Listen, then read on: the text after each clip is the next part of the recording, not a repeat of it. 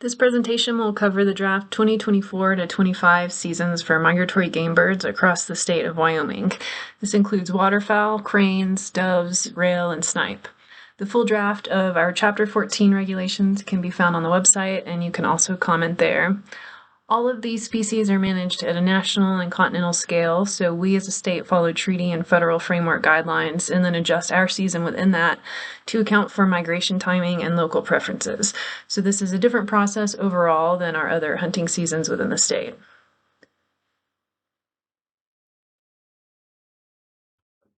We will start with mourning dove, rail, and snipe seasons. These three are the same dates from year to year. Mourning doves usually head south with our first real cold snap, so these seasons open early on September 1. The only thing that has changed on this slide is the close date for Area A, which includes the closure areas in Goshen County, and that's a standard change we make every year to match the dark goose season. And just a note that Eurasian collared doves are not a native species, so these regulations don't apply to them. They can be harvested without a limit or a season. Just be sure you're clear on ID and not harvesting mourning doves. So now we will move on to sandhill crane seasons. We have 8 hunt areas in the state.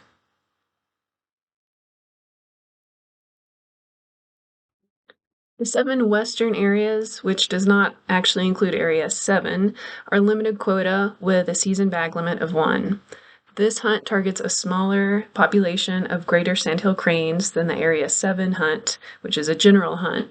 That one is a much bigger population. The mid-continent population of mostly lesser sandhill cranes. The permit numbers for the limited quota areas change annually based on population estimates.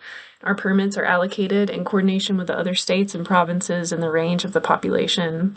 We're limited in how many cranes we can harvest annually, and we're currently at an all-time high in permits for Wyoming, up several from last year. The dates for areas 4, 6, and 7 were adjusted to keep the opening date on Saturday, so those are otherwise unchanged. We extended the season for areas 1, 2, and 5 to provide an extra weekend of opportunity. That was a new change. These are short seasons with the smallest permit numbers, so we think we can allow a little more time for people to get out without going over our allowed take.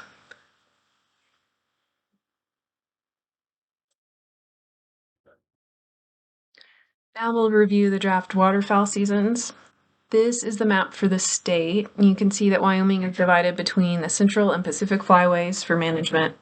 The majority of the state and our waterfowl harvest is within the Central Flyway, which lies east of the Continental Divide. A substantial portion of the state, though, also lies west of the Continental Divide within the Pacific Flyway. We essentially treat the Pacific Flyway as a zone, and then the Central Flyway is divided into 3 zones. So the season dates and bag limits may be different between these areas.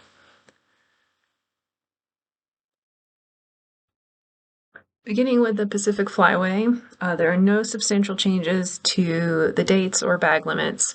What you see in blue are the dates adjusted to this season to keep it open on Saturday just for the calendar year. So it's basically the same as previous years. We put all of our days in the Pacific Flyway the earliest we can because of the cold weather and mostly frozen conditions in winter.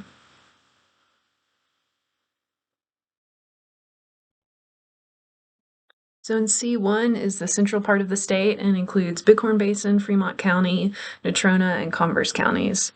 The changes here are also just adjusting to the calendar year, mostly to keep opening dates on weekends. The light goose season is also shown. This is the same across the Central Flyway, so it's going to be repeated in the next slides as well.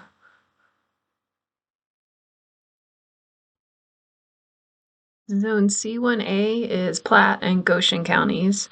These changes are also just adjusting to the calendar year and keeping the openings on weekends, or in the case of the dark goose second segment, keeping the season open as late as possible.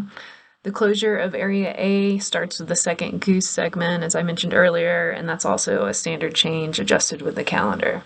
So overall, no real changes here. Zone C2 includes areas of the Central Flyway that tend to close up earlier in the season and don't have as much open river or other waters to keep birds late into the year. So this season is closer to the Pacific Flyway in terms of dates, and it opens as early as possible. The date changes here are also adjustments to the calendar year, like with the other zones.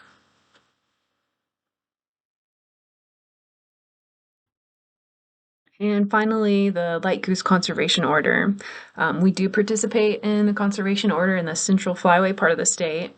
So this opens a period outside of the regular seasons to hunt light geese. So that includes snow and Ross's geese. This opens immediately after the regular goose season closes, so opening February 17th.